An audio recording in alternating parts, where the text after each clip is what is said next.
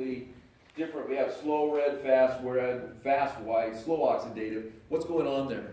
These are all descriptives. If you were to do searches in literature and type these in, you would come up with, studies that have these descriptors in them. So what's going on? What's the color associated with? Anybody remember? Isn't it like blood? Because like the blood carries oxygen, so the oxygen saturated cells are going to have more red, and so when you get to type 1, type 2A, those are both going to be more red because they have a higher concentration of oxygen. Yeah. Type 2X is going to be whiter because it doesn't have as much The cellular color respiration. is how it dies, and it has to do with iron content. And Okay. slow twitch fibers have what? Far more iron because they're oxidative. If you remember, we have those iron groups that move down through the respiratory chain, or like electron transport, whatever name you want to call it. So, what's the slow, fast stand for then? It is the twitch, speed of the twitch. And so you're looking at these different descriptors about lab indications of color. And what Ryan's saying was white. We say white because it's not dying red. Okay, pretty much it looks like a white color. It really isn't white, but it's just not red. And then we got slow oxidative, fast oxidative, and fog, and then fast oxidative. And sometimes these names don't make the distinction between really fast and fast. So what are we looking at there now? We're looking at twitch, slow, fast. What's now the other descriptor of the fiber set? What is it? It's metabolic. It's metabolic pathways that are primary to constituting the operation of that fiber. Okay, and so these are terms that you can search. This area here, I'm not going to ask you. You're not going to get any questions in the exam here. From here down is what you need to be paying attention to. Good? I give these to you because if you're doing searches and you want to find stuff, these are searches or terms that you can find different types of literature under. And it's something that if you're reading, at least you know what they're talking about. So let's talk about. And so as we talked about, type 1 is first order, second order, third order, which if you look at this, what we talked about is nerve stimulation, is that there's a threshold. And so literally type 1 has the lowest, in the sense that it's the most sensitive to signals, and sorry, I won't yell, but in the end it is the one that's most sensitive to the quiet signal, louder signal, and then the loudest signal, right? And you can look at it as almost a filtering, in that 1 can't filter out anything, right, because it's sensitive to the lowest. And then 2A is what? Able to filter out low ones, and then it picks up water. And then 2X is what? The most filtered, or the most resistive to picking up a signal. And so you got those firing orders that occur. I don't remember if I said this but as you get older, you start converting more to what? You're losing mass, cross-section muscle. Anybody, what do you primarily become when you're older? I'm saying it's probably really old. And we know you can maintain fiber type actually quite sufficiently. But less explosive. definitely. Transition more to type 1. Yeah, actually, yeah. And it's not that you maybe lose it, it's just that you're not using them and they just atrophy away. And so, or you're not doing explosive activities, and so you quit developing them. And we know that people that are in their 50s, 60s, and 70s, like for example, are doing ballistic stuff, they can actually maintain muscle performance at quite a high level. It is not predetermined that you're just going to wilt away. It's just generally because of the life pattern, what gets less explosive, less, dynamic. And so that's what you're seeing now in older people, is they're actually encouraging more explosive activities, more coordinated type activities and so forth, to try to maintain a higher level of operation in type 2A and 2X. And so now you look at force production, and we're going to be looking at twitch curves, but type 1 is the lowest, moderate, and highest. And those terms are misleading because it is not equal. It's not 1, and then 1, next one up, next one. No, it's sort of like the sound would be brrr, that's 1. Beep, beep. There's this big jump. It's like if anybody ever had a car, now most of them are automatic now. In fact, I think they're getting done in cars making manual shifts. But I remember there's certain cars that, first gear could really get you going, and you really had to ramp it up because second was a big jump, or second to third. It wasn't an equal jump. And so here, you got to look at, when we say lowest, it is really relatively lowest, and then there's quite a jump, and then another jump. Got that? So don't look at it, even though descriptively we say it's in thirds, looks like thirds, just have that in mind as you think about it in a functional level. Okay?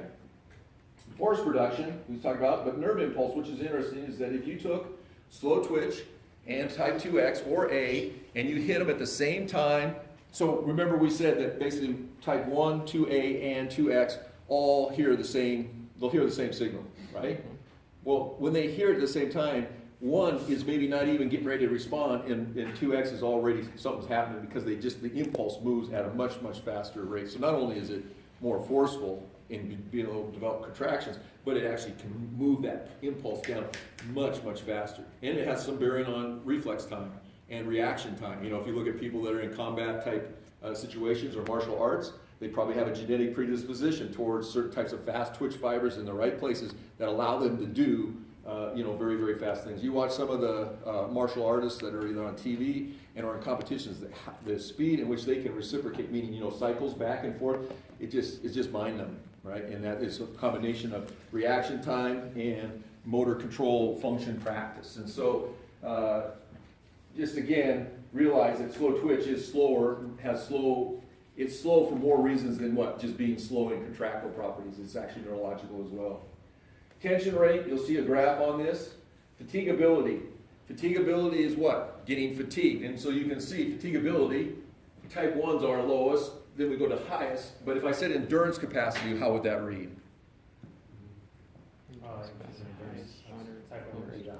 That's right. My point is that on any table or any way when you do research, you can talk about it on two different ends. And one, it will look low or it will look high, right?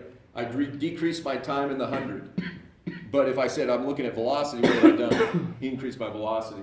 And just depending on the descriptors we use in research, we can get the up or the down or the no change. And so I'm just saying it's something to be sensitive to, the fatigability. If you get a question about endurance, well, then you just have to flip those descriptors. Good?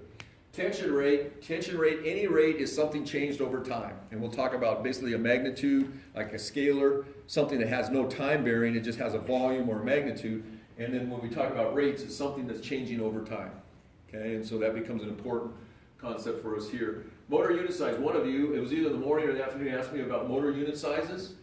There are places in the eye that I've read that are down to 1 motor neuron per fiber. So you're talking about incredibly fine control. And then up here, I've seen units of up to almost 10,000, 12,000 fibers per unit. On average, probably around about 8 or 9 in the fast twitch. So when a motor unit goes off here, it has much, much more a fine grain about what it can do. And when you think about the control of the eyes, like my hands, fingers, and so forth, if I was type 2X, I'm not going to be able to write and do these kind of things. And so in the end, this motor unit size is significantly different among these. And we can get larger unit sizes here, but I think about the largest size on the type 1s that I'll see probably in the late, maybe 100, 200 fibers. So you add up tension rate, small size, you can see you have much, much lower force modulations or force outputs that go on versus here. What's interesting is in certain sports that require precision and have a requirement of fast twitch, they literally, these players, these people, they learn basically how to turn their boosters on and turn them off. They literally ramp them and then they shut them off so that they're basically judging momentums and the amount of time it takes to get something done. And so it's always interesting to see how this works. Aerobic capacity, hopefully that's understandable. Glycolytic capacity is they're really talking about anaerobic glycolysis. And you can see how these work. Also, so here, moderate, this one's a little bit of a fuzzy area, and you can put, I don't know if this chart, when I built this, it was going ATP, CP, pre and phosphate. And then here's the activities, hybrids, marathons, 800 meter, certain types of soccer, potentially, and depending on position, you can be here, and you could build lacrosse, soccer, field hockey. Hockey probably sits over here, but ironically, it actually is running here the way they do their shifts. It's a really odd one. So, those are the fiber types. The different sports or activities are built up of those types. One of them that's interesting is boxing. Boxing is literally an inverted, when I say inverted, maybe from bottom up, is that they literally are probably typically, boxers tend to be more oxidative, slow twitch in their lower body and extremely explosive in their upper body. And you'll see how they're built and cut. They literally sort of follow that order. The mass that they build up in their lower body, which tends to be lean, not necessarily, we'll say bodybuilding size, in the end it's partly because of probably muscle composition and so forth. Not that they don't have really good boxers that might sit over here, But in the upper body, there is no boxer that's probably gonna be at the highest end that doesn't have a high composition of this in the triceps, pecs, driving muscles that deal with punching or hitting. So, I'm just giving you ideas of sports and how they might look. Out of this table, which sport do you think has to have the most pervasive slow twitch? And what I'm going to say here is that you need to realize that it does not follow that if I'm fast twitching my legs, then I'm going to be fast twitch upper body. You can have marathoners that could be extremely fast, from an upper body cycle. They just don't use it in their sport. But who do you think, sport-wise, is like pervasive, needs to be pervasively slow twitch? So go ahead, just think about it for a minute. Long distance swimming. Yeah, and long distance running, and cycling, and rowing. I'd say long distance rowing. I don't know if they have super long distance rowing, but I don't know. You can get explosive like crew. triathletes. Triathletes, yeah. Probably depends on moving. Like Ironmans. Yeah, like Silvers. Yeah. Point trap. Probably. But yeah, ultra endurance, hybrids. Gives like endurance, makes explosive. People who do Anybody have triathlons. ideas? What do you think? Anybody? They actually produce the highest VO2s in lab. Swimmers? Swimmers are up there, but there's a load issue about, now long distance swimmers, they're pretty high, but it's still, due to medium, they don't fall quite in the same range. Okay. Anybody? Highest VO2s. 5K, 10K, 20K runners, Well, they're getting there. still not there. No, it's cross, okay. Yeah, they're really hot, but because they're limited muscle mass, now their legs are so tuned that they can pretty much max it. But if you, just on that end, if you take a marathoner and all of a sudden have them bicycle test, they have a significant drop in their VO2 max because they're not involving more of the muscle mass. Cross-country skiers. It is, it's cross-country skiers, and it's because of the total body, this kind of action pulling and this action, they literally produce probably on the overall the highest VO2s. Not because they're necessarily per se more gifted, right? But they just are using more muscle mass that is gifted. Let me follow that. Point being is the amount of muscle mass engaged, depending on its qualities and its location, you're going to be very effective or you might not. So you might be a great marathoner, but you wouldn't, even if you had great skiing technique, you might not be the best cross-country skier or racer because you don't have the endurance upper body. Does that make sense? Vice versa, depending on how. So you can mix these and over your time, if you stay in the field and you're watching people, like for me, I've been in the field a long time, and it's just amazing how different gifts, musculature, build, limbs, and everything play out on how their sports experience or performance experience, lays out. It's just really like, wow, okay. So main thing is to be aware of the characteristics and be aware of the implications when we start talking about performance. And so here are just some basic interest facts, is that fiber type, when you're born, you have given a certain range that you can perform, and you're going to be hard pressed to get out of that. We're probably getting to where you could maybe bioengineer some of this and change it, but you're still pretty much elite performance have already been determined the day you hit the crib. And before you hit the crib, okay? Genetic expression. Here it's interesting, endurance runners or endurance type activities typically really push the far end of the percentage concentration area, 90-95%, like for example in the gastrocnemius, soleus areas, while sprinters, elite explosive people, are literally ranging in the lower end. And so it's sort of interesting that on the endurance end, we push really far more extreme, and on the elite end, as far as sprinting, we don't seem to have that. And I've not read anybody say that's why we do it or not. So sort of a fascinating fact. And so I just said this: fiber composition, genetic endowed. It is significant. And usually, like when I'm recruiting, I always like to know who their parents are.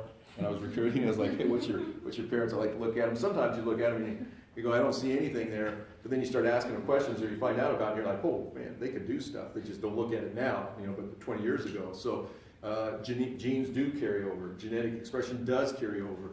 And sometimes, you have these sort of hidden genetic expressions, and it shows up in the next generation. So it's just a really amazing thing. And a lot of it shows up in muscle fiber type, location, and performance. Okay. So curves, twitch curves, fatigue curves. This comes out in older text, and you'll see here it says type 2B. and you just need to translate type 2X. One of you asked a question about 2B, 2X, and it was in the 90s, mid-90s and later, it started really turning over to 2X, and it was just that we started getting a more refined understanding about what 2B looked like versus 2X. Chimpanzees, primates, generally are, my understanding, I didn't do heavy research on that side, is 2B, and we sort of put us all in that, and then we said, no, humans actually have 2X to that. And so just add in there, but I use this because this is the best sort of collective graph that I found and haven't found anything better. So you got these motor units, and every motor unit has always the same connected fibers. And so what we're looking at is a fatigue curve, and we're looking at a twitch curve, and a fatigue curve, and a twitch curve, and a fatigue curve, and a twitch curve. This break in the line, anybody, what's that mean? Break in the line.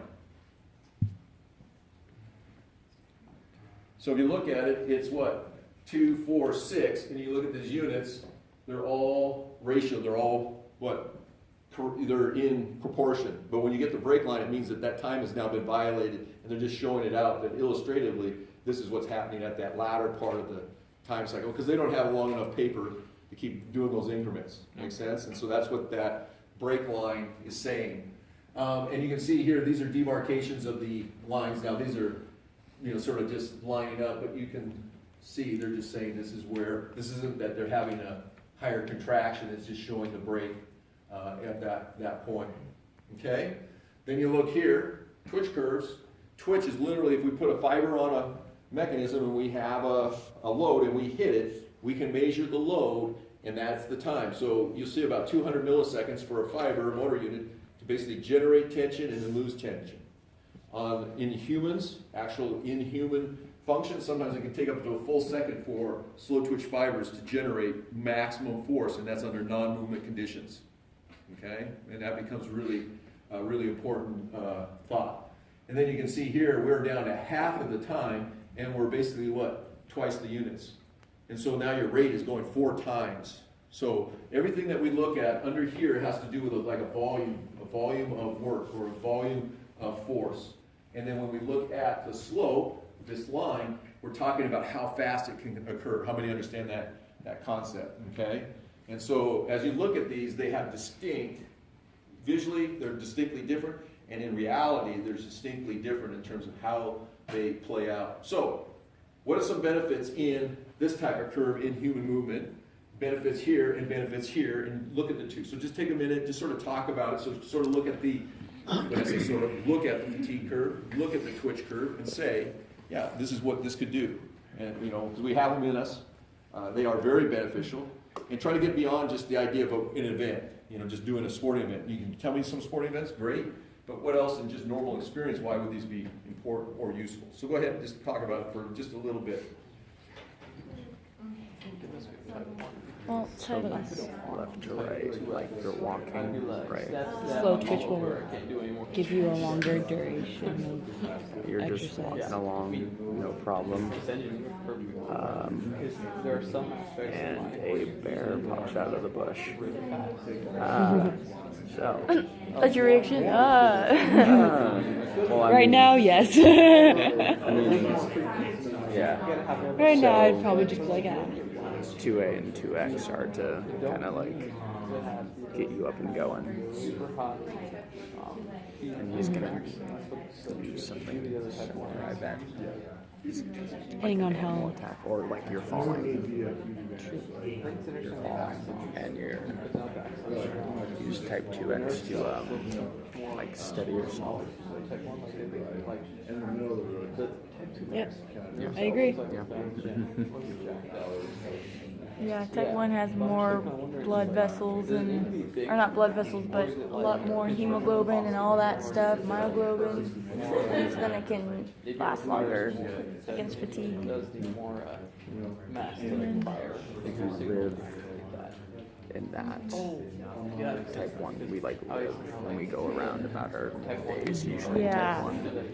When we need to like survive. Look, because if you look at the More on the right. the y-axis, the force output, it's not as much. So you can Some sustain it ideas? for much longer. Thoughts? You can tell me anything, you can speak to any one of those fiber types. And again, these are our main divisions. Like I said, at certain ages, there are actually, we find transient fiber types, but essentially for us, these are the major divisions. Possibly in training, if something's morphing into, moving in the spectrum, what you have to realize is each one of these represent a range. But we talk about them as 3, but in time, maybe all of a sudden there'll be 4 or 5, depending on how we are understanding about it. But for now, that's what we have. So go ahead, what are ideas?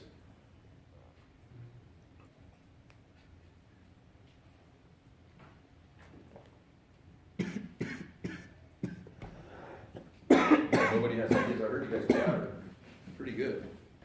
Right, one of the good things about having like type 2X is that you have like quick reaction time to things if you need it. Okay, Fight or flight response or like getting out of the way of something or. that's right. Yeah, that's very good. Might keep someone coming at your face, you're able to protect your face, and it's probably not type 1, the guy that saved you, right? And so, you could go say, well, type 1 people might have a problem. Yeah, they might. You never know. It's interesting.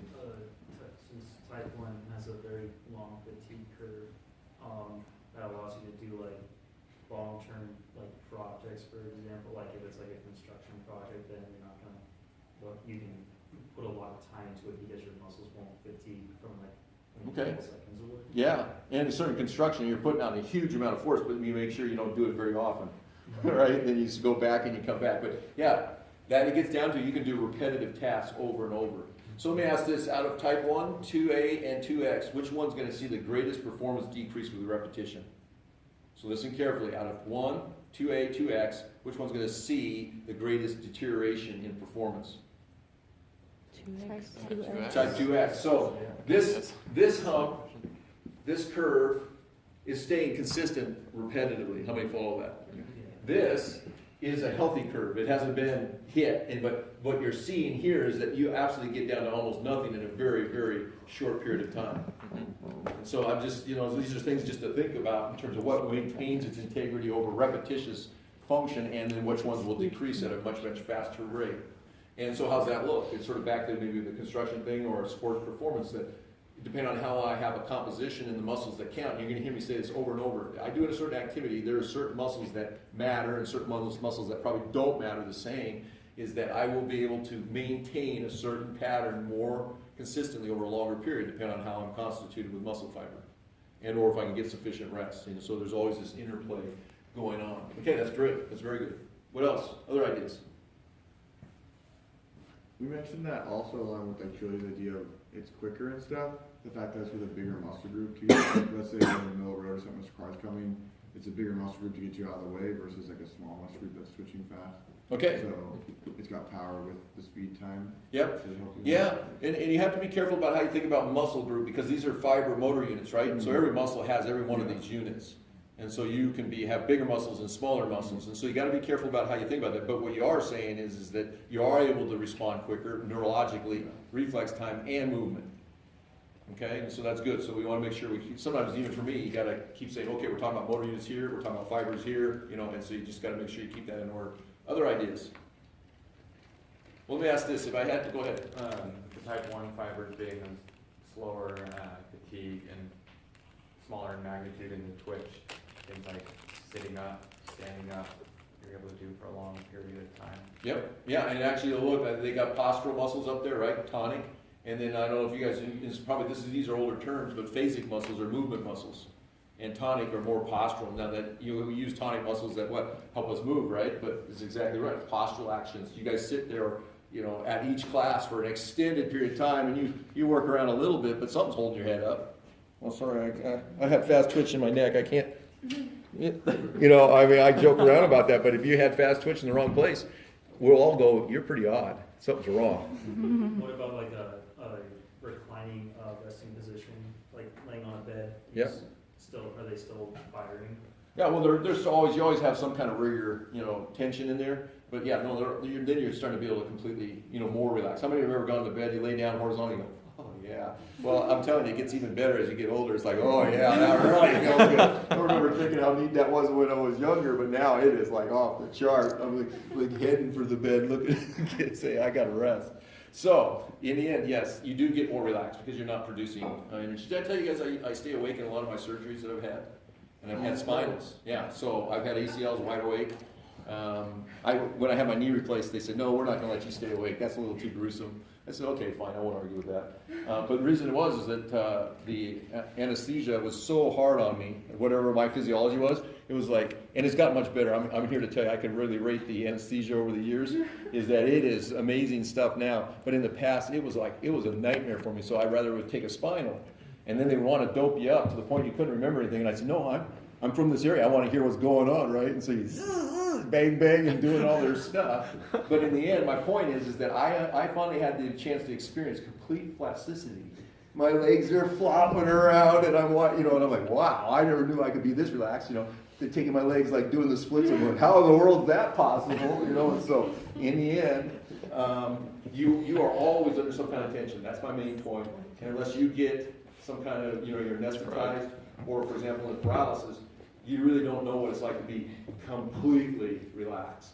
Now I would say in meditative arts, like yoga and meditation things, people can move towards that significantly, but yeah. So I want to just touch on this, postural muscles. What about the ability to talk, move your hands? I mean, in the end, having low force curves matters, doesn't it? Because how you doing? Shake a hand. It just doesn't work. No, how you doing? Fine, I'm doing great. No problem.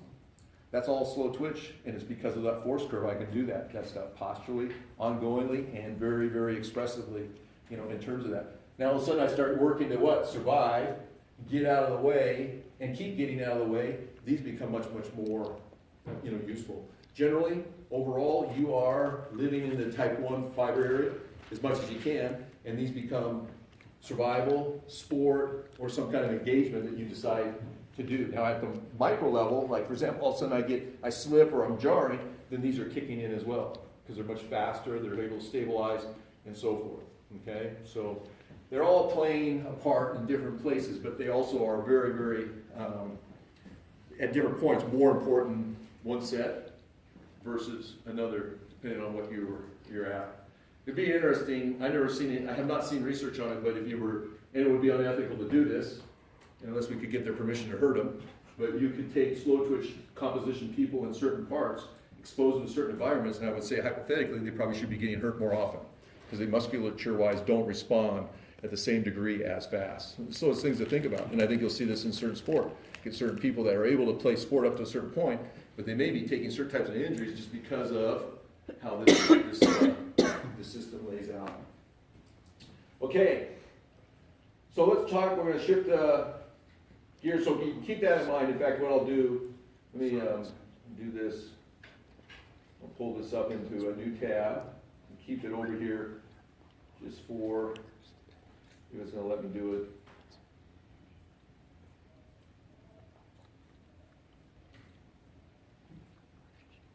I'll try to keep it somewhat larger. So we're going to talk about these terms, and then we're going to come down to the force velocity curve. Work and power. So let's focus on work. So work is up there, the formula, and this is where we're getting into. I'm not going to ask you numbers. I can use numbers to help illustrate, but these are proportional. These one goes up half, the other goes down, goes up half, one goes down half, or however we might. So they're proportional, and that's what that equal sign is telling us. And so work, we're going to focus first on work, is that our world is made of work. I'm not talking about schoolwork. Work for us is movement, and movement is what? Force being pulled or moved over a distance. That's work. Got it? So work is force, distance. When I say I worked a lot, at least at this level, it means what? I took a lot of force and moved to a certain distance. Now there's different ways, and this is what you need to hear. Work can be divided out. And so experientially, you can have a completely different neurological response, psychological response, physical response to the same kind of work. Now we live in time, and that's where power comes in. Okay, so let's work this together. What you have to be able to do for the exam and in the field is to be able to divide out or think about work in its components. And so, if I have work, I have F D. So far, so good? Mhm. And you need to know that formula. And I can't remember if I give it to you in the exam or not. Some places I do and then ask you to manipulate, or I just say, I refer to it, but you need to memorize it, you need to know it. Woke you up at 3 in the morning, you'd be able to recite it. And you'd be able, tell me all the little, because I will ask you these questions. So watch. If I want to increase work, so I'm gonna say distance is gonna stay the same. And I want to increase work, what do I have to do with force? Increase. Yep, I increase force. This is what we call what? A direct relationship. As force goes up, work will go up. So far, so good? Okay, if I want, and I say I keep force equal, then I have to what? Increase distance. But now tell me about being a human. So listen carefully. Remember those twitch types that we were talking about? Slope 1, 2A, 2x. If work is composed of really high force, low distance, what are you engaging? Type 2A and or 2x. Right? Now work is engaged in very low force, but really long distance. Now what am I engaging? Type 1. Type 1. And so it works the same, but it has expressed itself completely different along the system, the physiological system. You ready to hear that?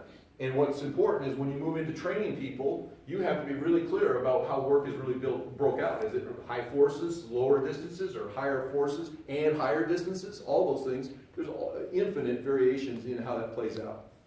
Right? And so let's go through and talk about it. So let's say I want to go ahead and I'm going to do this. So just talk to each other. What are the variations you can do to make work change? So one's up, one's down, both whatever. So just talk each other through that equation. Just do that now. Make sure you understand it. And if you don't, make sure you ask questions.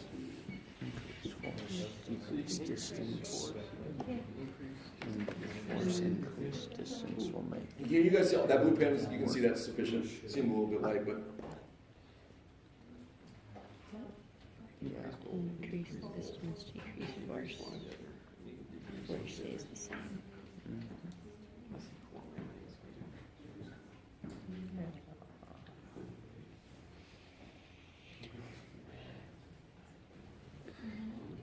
So it always have to be an inverse relationship. Like, could you increase force a little bit and increase distance a little bit? Mm-hmm.